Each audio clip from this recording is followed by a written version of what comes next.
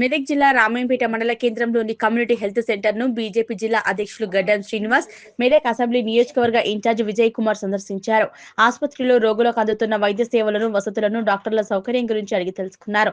అనంతరం వారు మాట్లాడుతూ, జాతీయ రహదారిపై ఉన్న కమ్యూనిటీ హెల్త్ సెంటర్ లో వైద్యులు అందుబాటులో ఉండటం లేదని, ఖాళీ బెడ్లు దర్శనమిస్తున్నాయని, గత ప్రభుత్వ తీరు, ప్రస్తుత ప్రభుత్వ తీరు ఏమాత్రం మారలేదన్నారు. కోట్లాది రూపాయలు ఖర్చు పెట్టి కార్పొరేట్ స్థాయిలో అన్ని హంగులతో కమ్యూనిటీ హెల్త్ సెంటర్ నిర్మాణం చేపట్టడం జరిగిందని, పేద ప్రజలకు అన్ని రకాల వైద్య సేవలు అందించాలనే సంకల్పంతో అన్ని వసతులు ఏర్పాటు చేసినా ఇక్కడ వైద్యుల కొరత ఉందని అన్నారు. వైద్య విధాన పరిషత్తులో ఉన్న ఆసుపత్రుల్లో వైద్యులను భర్తీ చేయాలని తెలిపారు.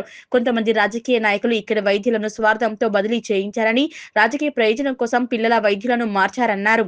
ప్రజా సంక్షేమమే ధ్యేయంగా బీజేపీ పార్టీ పనిచేస్తుందని, ఇచ్చిన హామీలను వెంటనే నెరవేర్చకపోతే ప్రజలే తగిన బుద్ధి చెప్తారని అన్నారు.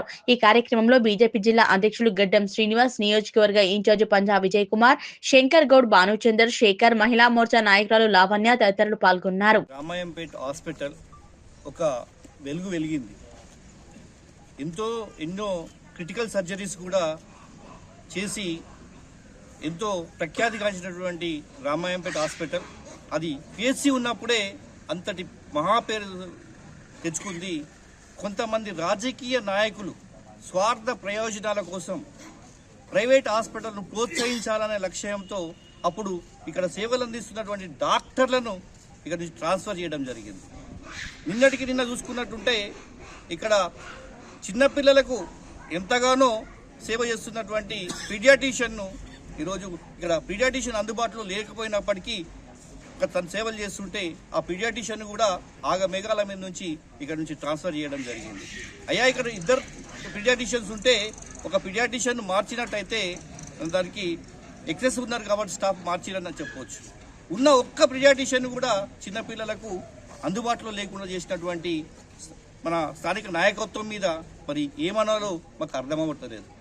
ఈరోజు 18 మంది తక్కువలో తక్కువ 15 మంది సిబ్బంది ఉండాల్సినటువంటి హాస్పిటల్లో 3-4తోనే ఎంబీబీఎస్ డాక్టర్లతో కాలయాపన చేయడం జరుగుతున్నది. నేను గతంలో కూడా జెడ్పీటీసీగా ఉన్నప్పుడు జిల్లా పరిషత్లో అప్పటి మన వైద్య ఆరోగ్య శాఖ మంత్రి హరీష్ రావును కూడా మేము నిలదీయడం జరిగింది. మెతుకు సీమకు ఆరోగ్య శాఖకు అనారోగ్యం పట్టింది.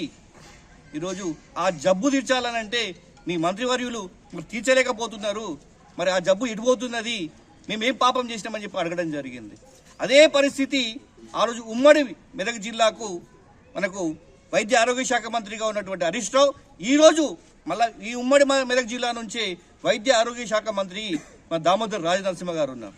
కానీ ఈ మెతుకు సీమకు వైద్యం అందని ద్రాక్షగానే మిగిలిపోతుంది తప్ప మరి మెదక్ ప్రజలు ఏం పాపం చేసిరని చెప్పి అడుగుతున్నాం. గతంలో కూడా మేము రిప్రజెంటేషన్ లెటర్స్ ఇచ్చినాం. సిఎస్సికి నిధులు ఇవ్వండి, ఇక్కడ ఏర్పాట్లు చేయండి అని చెప్పడం జరిగింది. అదేవిధంగా జిల్లా పరిషత్ మీటింగ్లో కూడా మినిస్టర్ను ఆ రోజు నిలదీయడం జరిగింది. అధికార పార్టీలో ఉండి కూడా స్వలాభం కోసం కాదు, ప్రజల సంక్షేమమే మా ధ్యేయంగా పనిచేయాలన్న లక్ష్యంతో మేము పనిచేయడం జరుగుతుంది. ఈరోజు రామాయంపేట పట్టణంలోని 30 పడకల ఆసుపత్రిని భారతీయ జనతా పార్టీ మెదక్ జిల్లా బృందం విజిట్ చేయడం జరిగింది. గతంలో కేంద్ర ప్రభుత్వము, నరేంద్ర మోడీ గారి యొక్క ప్రభుత్వము కోట్లాది రూపాయలు వెచ్చించి ఇన్ఫ్రాస్ట్రక్చర్కు డెవలప్ చేయడం జరిగింది. పేద ప్రజలకు విద్య, వైద్యం అందుబాటులో ఉండాలన్నటువంటి ఒక గొప్ప సంకల్పంతో నరేంద్ర మోడీ గారి ప్రభుత్వము ఇటువంటి సదుపాయాలు చేస్తున్నప్పటికీ గత రాష్ట్ర ప్రభుత్వము, ప్రస్తుత రాష్ట్ర ప్రభుత్వము, గత ఎమ్మెల్యే, ప్రస్తుత ఎమ్మెల్యే ఒకే దారి ఒకే పంత. మరి పేద ప్రజలకు ఎంతో మేలు చేయాలన్నటువంటి నరేంద్ర మోడీ గారి యొక్క సంకల్పానికి ఇక్కడ తూట్లు పొడుస్తూ ఉన్నారు. రామాయంపేట హైవే ప్రాంతంలో ఉన్నది. ఈ హైవేకు అటు కామారెడ్డి జిల్లా ఇటు రంగారెడ్డి జిల్లా వరకు విస్తరించి ఉన్నటువంటి ఈ ఆసుపత్రి అనేక యాక్సిడెంట్లు జరుగుతూ ఉంటాయి. గ్రామీణ ప్రాంతాల నుంచి ప్రసూతికి మహిళలు వస్తూ ఉంటారు. అదేవిధంగా వివిధ రకాల జబ్బులు, యాక్సిడెంట్లు మరి ఇవన్నీ జరుగుతూ ఉంటే ఇక్కడ కేవలం ఖాళీ బెడ్స్, ఖాళీ హాస్పిటల్, 18 మంది వైద్యులు ఉండాల్సినటువంటి ఆసుపత్రిలో కేవలం 3-4 వైద్యులతోటి నడిపిస్తూ ఉన్నారు.